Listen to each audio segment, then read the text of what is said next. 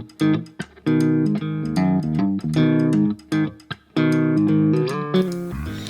right, hey everyone, welcome to another Trucksafe Network webinar, the sixth in our 7-part series on improving CSA scores. This particular session is all about the driver fitness basics, so looking forward to getting into that.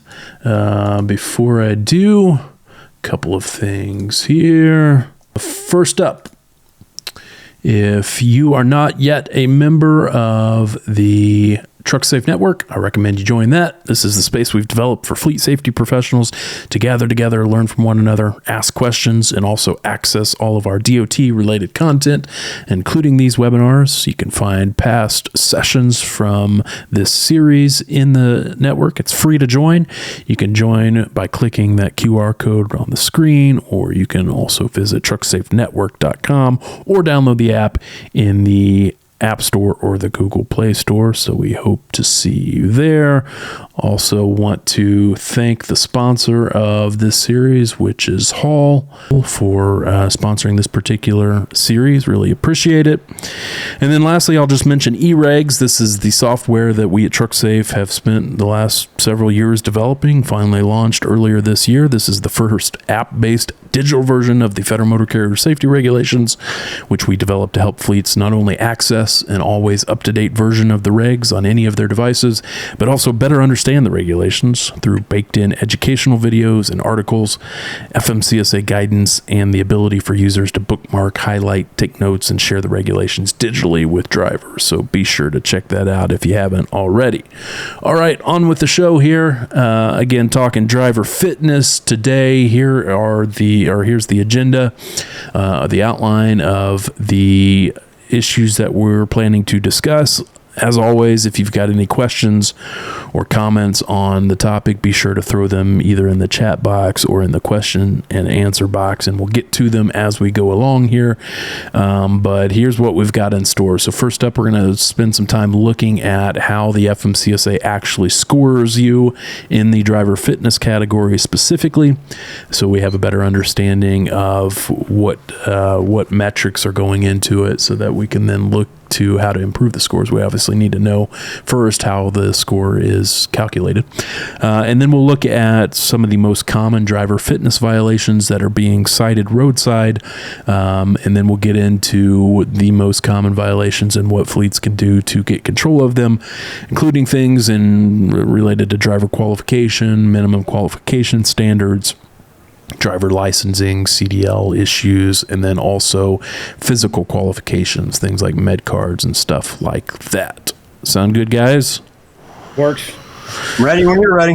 Let's do it. Let's start off with the scoring methodology, and I'll take this one. So here's how the FMCSA describes the Driver Fitness Basic. It says that the Driver Fitness Basic addresses the requirements within the Federal Motor Carrier Safety Regulations, specifically 49 CFR Parts 383 and 391, and refers to the operation of commercial motor vehicles, CMVs, by drivers who are unfit to operate a commercial motor vehicle due to a lack of training, experience, or medical qualifications.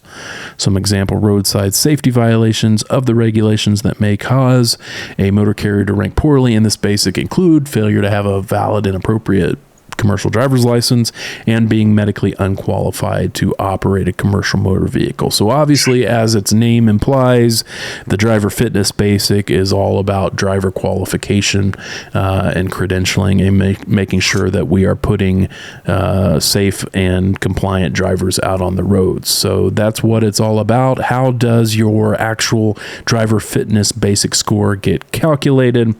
Here's how it gets calculated. So like many of the other basics, as we've already talked about in past sessions in this series, the driver fitness measure score. Well, so first of all, I should back up. So in your CSA scores, you are probably most familiar with your percentile score. On the 1 to 100 percentile scale, that's usually characterized as your CSA score, but that's one of two scores that you will have in the system. That's the more common one. That is essentially telling you how you're performing relative to your peers in each of these different basics. But you also have what's called your absolute measure score, and that's the one we really need to focus on if we're trying to figure out how the score is calculated. That measure score is essentially just telling you how you're performing relative to yourself from month to month. It's a number that doesn't mean really anything other than how you're performing relative to yourself month to month, and here's how it's calculated. It's calculated by looking at all of your driver fitness violations that your drivers have incurred roadside over the past 24 months. And then it looks at the total time wait for those violations. So anybody who's been on these webinars in the past will know that every conceivable roadside violation is assigned 2 weights. First, you have your time weight, and then you have your severity weight. Your time weight, the system penalizes you more severely for violations that have occurred more recently. So there's a time weight of either 3, 2, 1, or 1 for each of your violations. You'll have a time weight of 3 for all of your violations that have occurred in the past 6 months. Is that right, Brian? 6 months. Yep. I always forget this. I always have to ask Brian. 6 months is the 3 pointers. And then after 6 months, it will drop down to 2 points for 6 months to 1 year. And then violations from 1 year to 2 years will drop down to a time weight of 1. So it will weigh more heavily. These violations will weigh more heavily on your scores the more recently they occurred. So that's the time weight. So then the severity weight, again, every conceivable violation in the system, I think there, not just driver fitness, but all violations in total, I think there are over 900 separate violations that your drivers could get written up for in a roadside inspection. All of those carry a severity weight of between 1 and 10. And these severity weights are ostensibly aimed at classifying violations by their likelihood of causing a crash. And as we've said in the past, you would like to think that these severity weights were established by some kind of data that actually bore out whether these violations are likely to cause a crash or not, but that's not how they were set. They were set by a group of FMCSA officials sitting in a room together and just ad hoc determining what severity weight each of these violations should carry, and that's how we end up with the severity weights that we have. Again, they're on a scale of 1 to 10, so the ones that are more likely to cause a crash according to the FMCSA experts are going to be the 10 pointers, and then down from there. So when we're looking at the driver fitness measure score, it's calculated as a total of the time weights for all of your driver fitness violations plus all of the severity weights for those violations divided by the total time weight of all of the relevant inspections. That's how you get your absolute measure score, and it will be something on a month-to-month basis like a 2.3 or a 4.7. Again, that number is kind of meaningless, standing alone. But if you track your performance over time, you will start to see how you're performing relative to yourself in an absolute measure score. As you perform better, obviously your absolute measure score will go down. Well, then how do they then convert that into your percentile score, the score that we are all familiar with as our CSA score? The way that they do that is they take all of the absolute measure scores for all of the carriers that are in the same safety event group. So carriers that have had a similar number of violations in this category over the past month are all kind of grouped together in a safety event group. And then the FMCSA just plots all of these absolute measure scores for all of the carriers in the safety event group, and the carrier that has the worst absolute measure score this month is going to be the carrier that is in the 100th percentile for driver fitness, and the carrier that has the best score in the safety event group is going to be at 0 or something similar to that on the percentile scale, and then you will likely fall somewhere in the middle. So your percentile scores are driven by your absolute measure scores, but they are how you are performing relative to your peers on any given month. And so if you have a score of 50% in driver fitness, for example, that means you are performing worse than 50% of your peers for that particular month. And that's how it goes month to month. And that's how they calculate your driver fitness score. And that says crash severity weights there. That's supposed to say driver fitness severity weights, but we talked about the severity weights. So that's it in a nutshell. That's how your driver fitness score is calculated from month to month. So obviously a critical component to this are the severity weights. What are the driver fitness related violations that are going to cause the most trouble for me from month to month? Well, we can figure that out by looking at the driver fitness violations that carry the most weight from a severity weight standpoint, and you can find that if you just Google FMCSA's safety management system, safety measurement system, SMS methodology. You'll find two documents. You'll find a PDF that explains the scoring that we're talking about here, but then you'll find a spreadsheet that lists all of the conceivable violations and what their severity weights are. Fair warning here, that spreadsheet is not all that user friendly, unfortunately. It's got several tabs and it's a little hard to follow. But here it is in a nutshell. Here are the top weighted driver fitness SMS violations that your drivers could be cited for. We've taken, there's a list of hundreds of violations that fall into this category. We've kind of distilled it down here into the top violations. The 8-pointers are the ones that you really want to avoid. Obviously, they are heavily weighted, and so they will influence your driver fitness score the most. They are things like operating without a CDL when one is required, or operating with the wrong class of CDL. I think Brian will get into the different classes of CDL here in a minute. Operating without a proper endorsement on the license if one is required. If your driver's hauling a placardable quantity of hazmat, for example, and they don't have a hazmat endorsement on their CDL, they would get an 8-point violation here. Operating in violation of a CDL restriction. If your driver is supposed to be wearing corrective lenses, but they are not wearing them, they will get written up for an 8-point violation in the driver fitness category.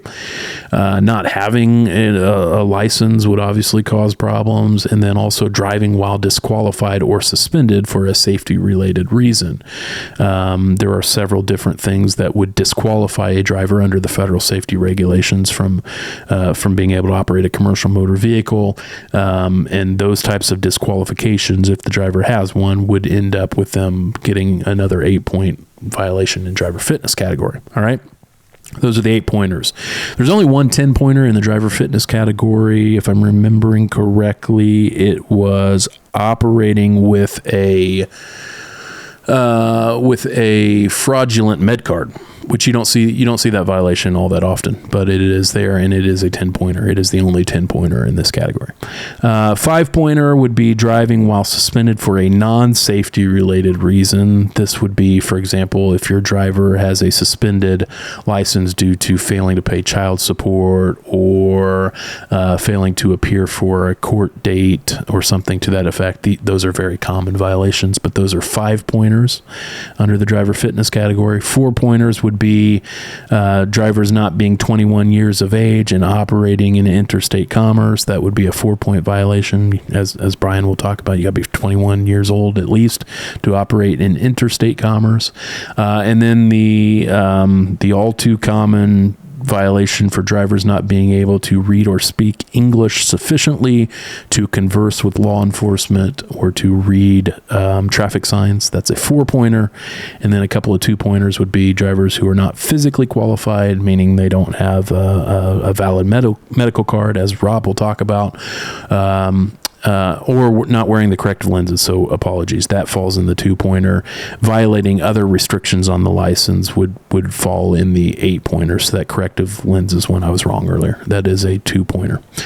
Okay, so those are the top violations that will contribute to to your driver fitness score, or will contribute the most heavily to your driver fitness scores.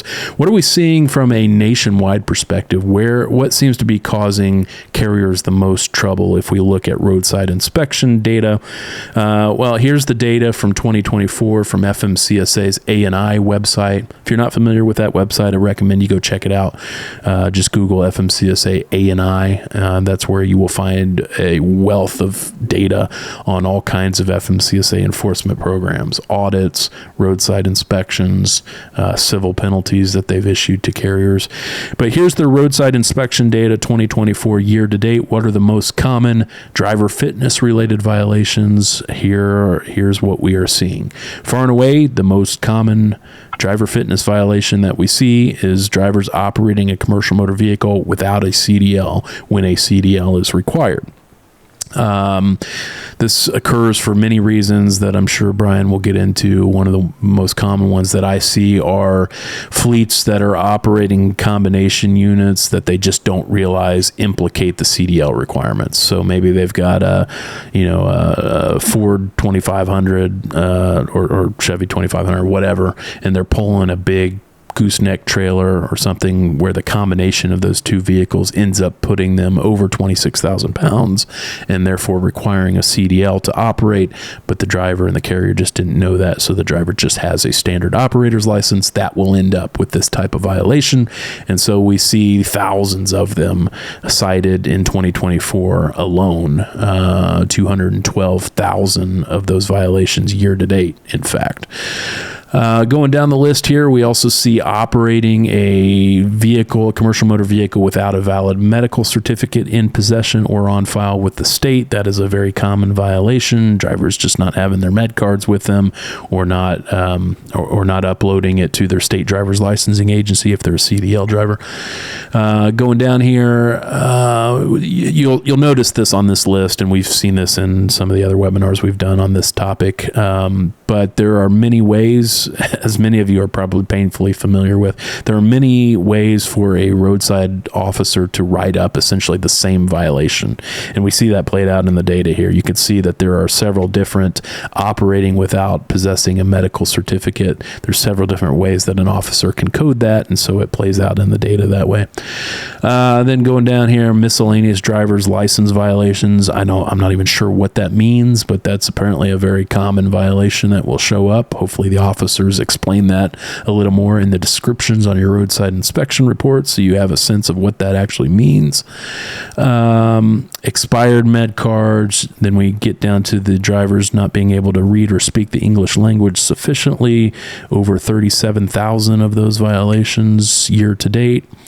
Drivers not having a valid operator's license for the CMV being operated. And what else we have here? I think that pretty much captures it. The last one on the list there are drivers not certifying themselves with their state driver's licensing agency as interstate exempt or whatever the certification they need to make if they're a CDL driver. So those are the top driver fitness violations that carriers are incurring. Many of those, as we already said, are very high point violations, and so they will weigh heavily on your scores and possibly cause your scores to escalate above the intervention threshold, and then maybe cause you problems from a customer standpoint if you've got customers looking at it, or maybe escalating you for a potential audit. That's certainly one of the ways that these scores are used, or also jacking up your insurance premiums. So those are the consequences of high scores, obviously. All right, so that's how the scores are calculated, generally speaking. I'll turn it over to these guys, to Brian specifically, to talk about minimum qualification. Brian, it's yours. Unless you guys have anything to add to what I just said. Yeah, I do want to add a couple things to the violations. I know I'm froze up, but as long as you can hear me. Yeah, we got you. Okay. So there's a huge discrepancy on some of these when it comes to the violations versus out of service. And a couple things that I wanted to address on that. Like with the med cards from the CVSA conference, there was a big discussion on this, and a lot of the inspectors are in the mindset now is as long as you can produce it somehow by the end of the inspection, whether it's digital, well, it would be digitally, or you find it in the truck or whatever, they'll still write the violation because you didn't produce it immediately, but they'll take the out of service away. And let you carry on. There's a couple states that they're just not budging on it. It's an out of service violation, and they'll write it up that way and then sign off on it once you produce it. Yeah. So that's that big discrepancy. And then the points, a lot of the points on the violations that you had up there, most of those you can add 2 points to every single one of them, because they are going to result in an out of service type violation. And, those, if you're ever brought in for an audit or get called up for an audit, there's a really good chance that if you've got these types of violations on your record, boy, they're really going to be looking at your files very, very close. Yeah. So all right. Hey, I'll ask Rob to offer his insight. Brian, can you try reconnecting while he's doing that? Rob, what are you seeing from a roadside perspective in terms of driver fitness? Not much different than you already said, but one of the things that I'd add is there is a 10-pointer, I think, for we've gotten it. It's for jumping out of service as a driver. Oh, yeah, you're right. Jumping out of services are always a bad idea, and they will cost you pretty heavily on your CSA scores as well. So if a driver gets placed out of service for hours of service violations, or driver fitness in this case, and then they continue to operate despite that out of service order, then they will also be written up for a jumping the out of service order if they get caught doing that, and that will be a 10-pointer. Good point there. One of the ones that Brian will probably talk about when he gets to his section is hazmat. Driver's license, hazmat endorsement. Mine, for instance, expires next year in July, but my license itself, my CDLA, doesn't expire until July of 2028. So a lot of times that'll creep up for hazmat carriers where they're not tracking the two different dates between the two. But other than that, it's often a lot of times, I think one of the biggest ignorance-based pieces, for lack of a better word, is self-certifications. The disqualification that comes from not taking that med card to the DMV afterwards, whether the driver doesn't realize he has to do it or whether the carrier doesn't realize that he has to do it. So the next thing you know, they don't have a license and they're disqualified. Okay. All right, Brian, back to you. We get the question all the time about, I thought I didn't have to hold my med card anymore. There is that time frame, 2 to 3 weeks, so you probably should, but a lot of these violations are really non-CDL drivers, but they're required to keep their medical card with them because it's not attached to their license because it's not a CDL. So we see that quite often, that, when they're operating equipment that doesn't require a CDL, like you said, the pickup with a gooseneck, but it's under the 26,000 pounds. No CDL is required, but yes, med card is. Right. So that's where a lot of those come from. Okay. All right. You want to take over with minimum qualifications? Sure. Yeah. So, per 391.11, to be qualified, and quite honestly, these requirements are really simple. That's why you see so many trucking companies and insurance companies and things like that going way above what's really required by the federal government. 21 years old, must be able to read and speak English sufficiently by reason of training, experience, or both. And that's kind of where the ELDT comes in. I'll talk about that in a minute.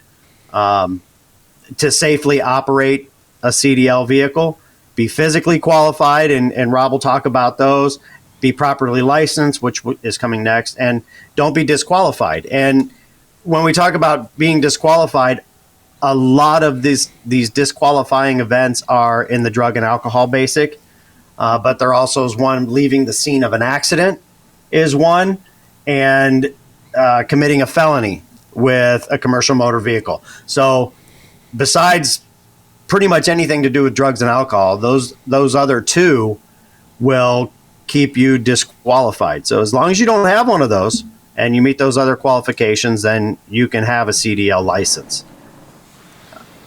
Big thing, like Rob was talking about, drivers must hold appropriate licenses and any necessary endorsements. That's where the hazmat stuff comes in. The primary license types, you've got your regular operator's license. That's what anybody has out on the road, hopefully. The CDLs, whether it's a Class A, Class B, or Class C. Class A is your truck drivers driving tractor trailer. Class B is typically a straight truck at 26,001 pounds or more. And then with those endorsements, the doubles and triples, the passenger, the tank, hazmat. The X is a combination of both hazmat and tank, and then school bus. So if you're questioning what you're able to haul, the questions get brought up with hazmat, and that really has everything to do with the way it's packaged. It can be marked hazmat on the bills, but doesn't require placards, and it doesn't require a hazmat endorsement if it's an ORMD type situation, just like the tank.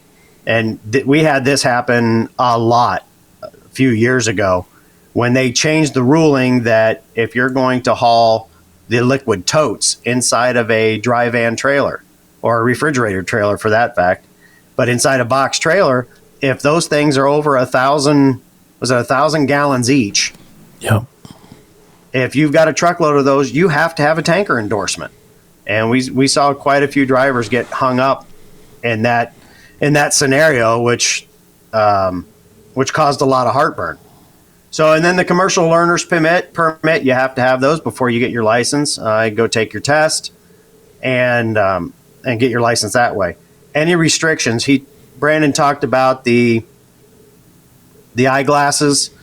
I think the biggest one now is the automatic restriction. So many schools have gone to training in automatic vehicles. So if you take your test in an automatic vehicle, you will have that restriction on your license.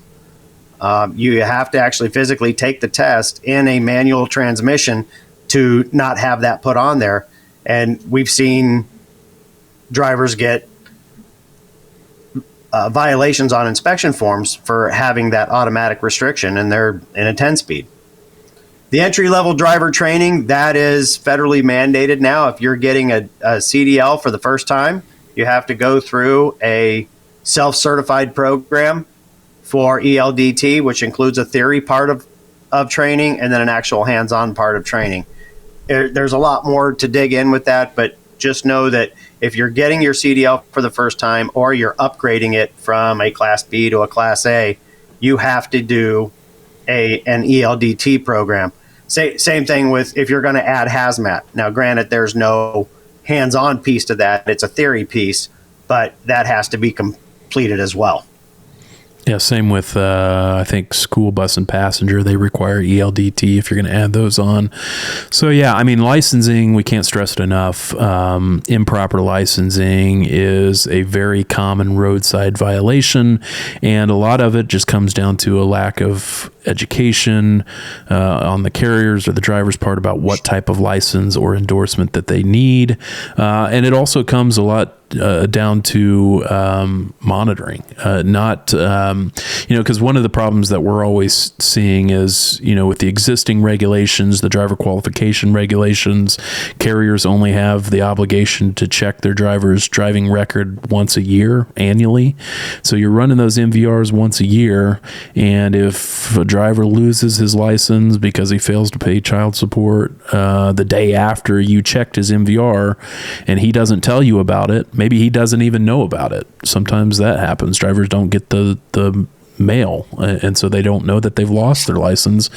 Then you're screwed, because then the driver's out there operating without a CDL, unbeknownst to you, and now you end up with these serious violations. I mean, not only are these 8-point violations on your driver fitness score, they're also what the DOT considers red flag violations. If you've got drivers driving without a CDL when one is required, it's a red flag violation. What does that mean? It means that if they escalate you for an audit, for example, those red flag violations are going to be investigated as a matter of course as part of that audit. That will be one of the first things that the investigator will look at is, why did you have these drivers out there driving without the appropriate license? And if you don't have a fix for that when they come in to do the investigation, that can sink you in that audit. So just be aware that these licensing violations, in addition to weighing heavily on your scores, are also red flag violations. operations. So you need to know, you need to be well versed in what types of operations require what types of licenses, and make sure that your drivers have all of the appropriate credentialing that they need to operate the types of trucks that you're expecting them to operate. Anything else to add on that, Rob? Yeah, more good news on Monday. That is when the clearinghouse phase 2 of the clearinghouse goes into effect, and any this is driver November 18th if you're watching this in the future. So this may have already happened. True, good point. Yeah, November 18th, 2024. I'll go ahead and throw that in.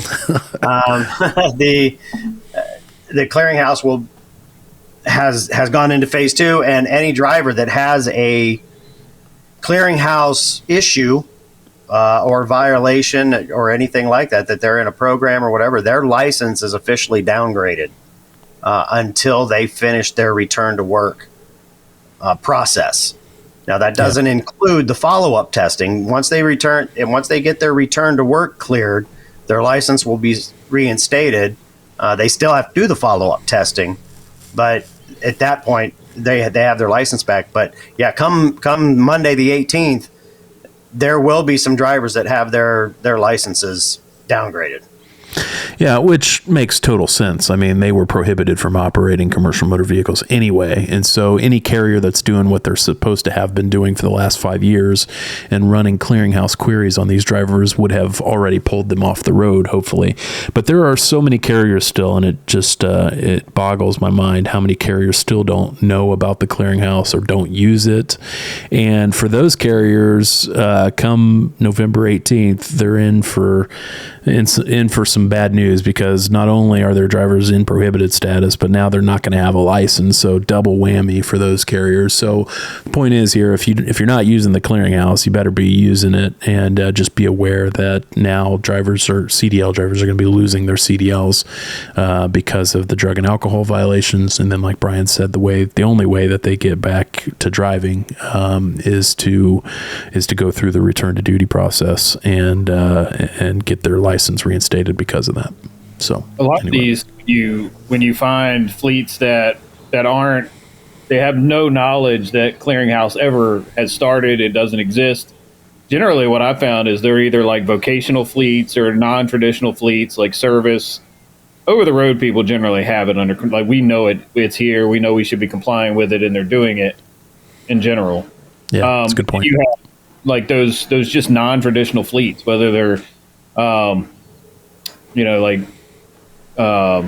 mobile service teams, oil and energy, just typical vocational stuff. So a lot of times it's just an ignorance piece on their part, because it's not something that they typically focus on. So yeah. Carl's asking, is there any sort of system to keep the employer informed about non-payment of child support? It's a good question. So yes, there is a service, not to that issue specifically, but it accomplishes the same thing. So continuous license monitoring, there are several vendors out there that offer this nowadays. Samba Safety is one of them. Embark Safety is another one.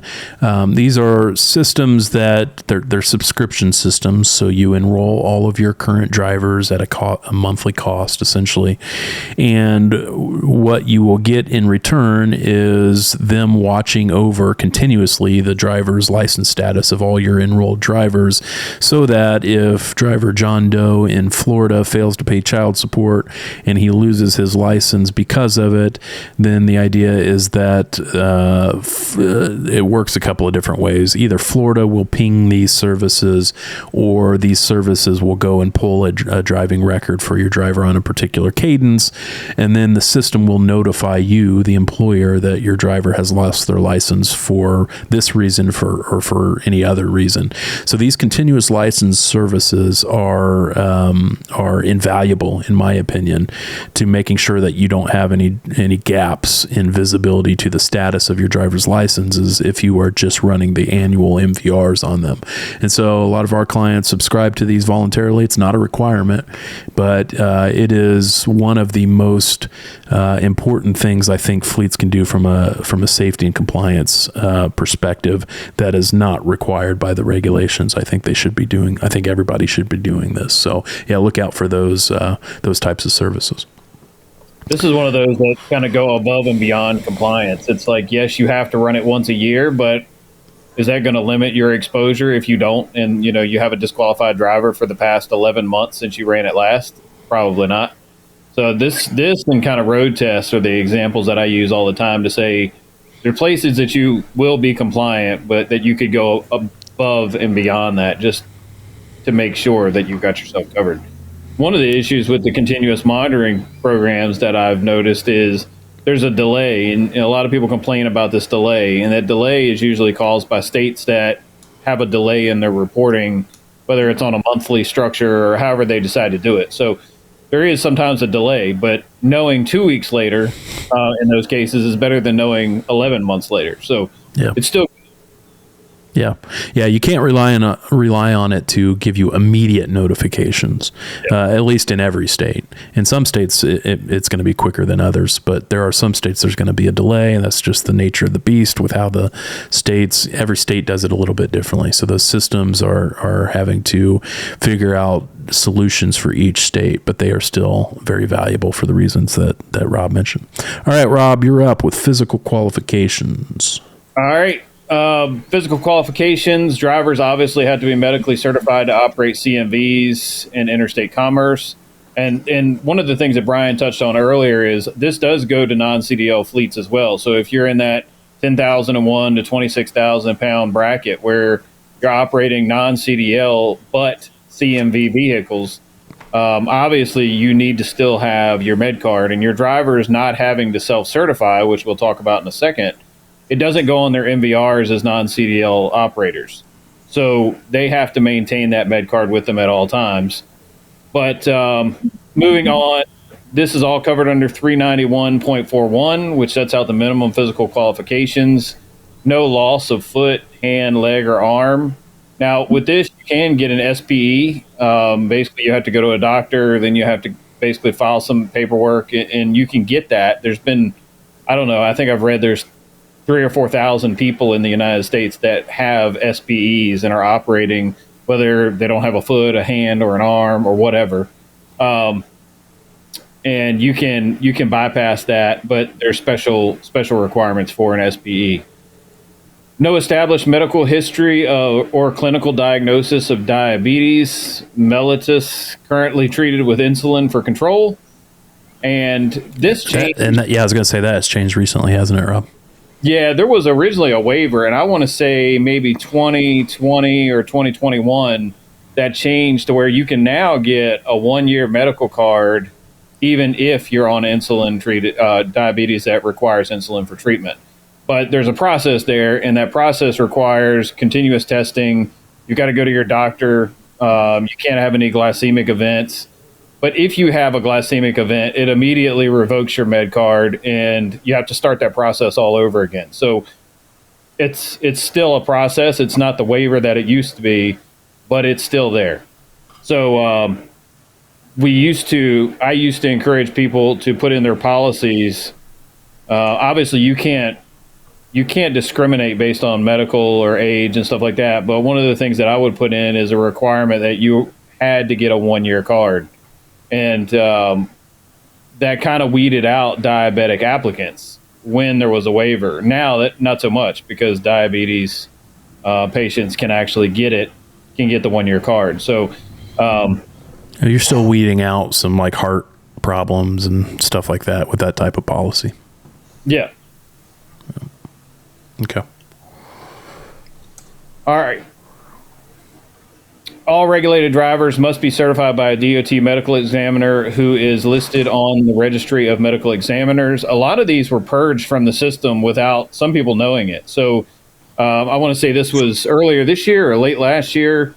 A lot of medical examiners were just completely purged. I want to say it was 160,000 that were removed from the registry. So it's important that they're certified in the registry, but when you get a med card, one, you want to make sure that they've updated it. Hey, Rob Carpenter, do you have a new med card to replace the one that just expired today? And when Rob Carpenter gives you that med card, there should be a few things that you do is, one, ask them if they self-certified. which basically in your DMV local, wherever it is, Virginia, Texas, North Carolina, you're essentially going to take that in there and self-certify to whether you're going to operate interstate, non-accepted, accepted interstate. There's 4 different categories: intrastate, not accepted, or non-accepted intrastate. So once you declare how you're going to operate, and generally that's based on how your employer operates, you're going to declare that to the DMV, provide them a copy of your med card, and that's going to go on your MVR. So when Werner Transportation pulls your MVR, it's going to show on there that you have self-certified, and that date of expiration should match the date of expiration on your medical certification, along with all these other pieces like who the physician was, registry number, etc. Other piece that's important here is once you get all that information, you've ensured that they've self-certified, they're good to go. They've got a 12-month, a 6-month, or a 24-month card. They're good to operate, but you also have to make sure that that physician is in the national registry. So when you're checking the registry, it's a simple process. Generally, I just look in there, I put in the registry number, make sure that they're in the registry, they're still active, and then I will print that screen and put it in the driver file. So if anybody ever has any question on if I validated that physician in the registry, I can prove that by just basically putting it in the file and showing them, hey, here it is. And that's really the flow that I follow when I'm basically managing the expirations of med cards. All right, med cards are valid for not more than 2 years, but could be less. These generally flow in terms of, I've seen them as low as 30-day. Generally 30-day or 90-day cards, 6-month cards, they require some kind of continuous medical monitoring. They might have high blood pressure.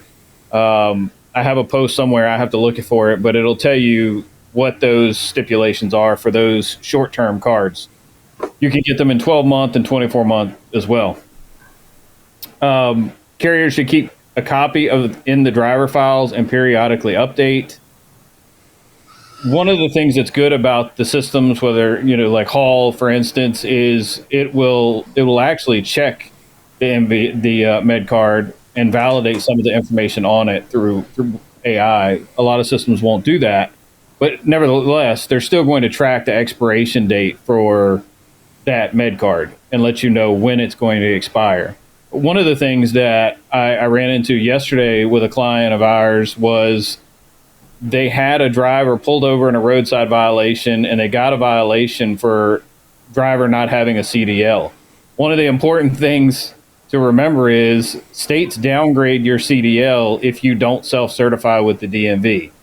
All states are different on the time frame in which they do that. I've seen states like Texas, people not self-certify for 9 or 10 months and they still have a CDL. They haven't been downgraded.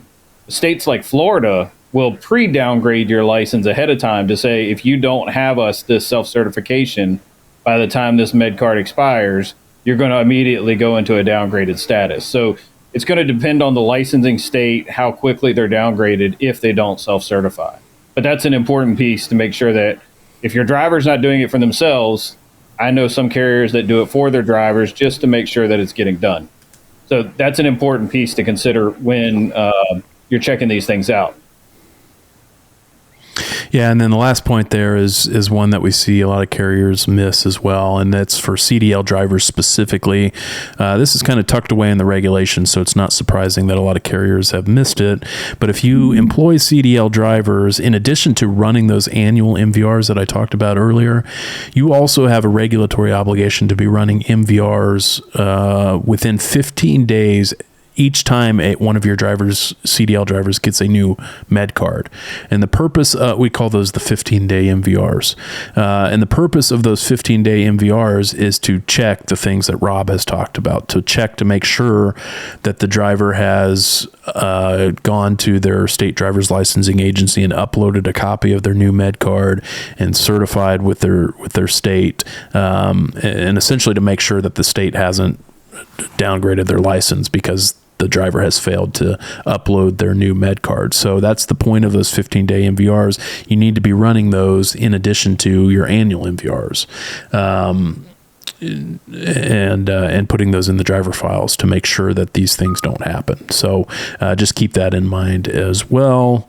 I think you had another slide here, Rob, but I think it's just a sample med card here. This is what the med cards look like for anybody who hasn't seen these, but these are what the driver should be presenting to you as the carrier. This is what they should keep with them.